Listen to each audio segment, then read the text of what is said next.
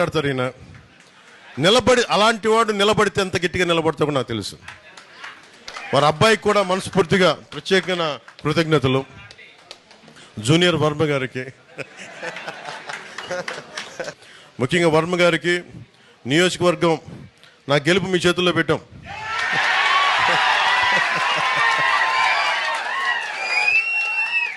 So మనస్ఫూర్తిగా నాయకులు, తెలుగుదేశం నాయకులందరూ అయితే ఇక్కడ పిఠాపురంలో పవన్ కళ్యాణ్ గారు అఖండ విజయం సాధించడానికి టూ ఇంపార్టెంట్ ఫ్యాక్టర్స్.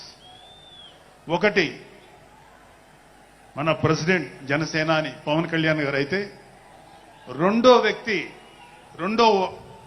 ఫ్యాక్టర్, నాటి వ్యక్తి ఫ్యాక్టర్ పిఠాపురం జన సైనికులు, పిఠాపురం పౌరులు, పిఠాపురం ఓటర్స్. వీళ్ళిద్దరూ లేకపోతే మేము ఏమి చేసినా ఏం ఉపయోగం లేదు. సో మాలో ఎవరైనా ఇంకెవరైనా సరే పవన్ కళ్యాణ్ గారి విజయానికి నేనే దోహదపడ్డాను అని ఎవరన్నా అనుకుంటే అది వారి కర్మ, అంతకంటే ఏం చేయలేదు.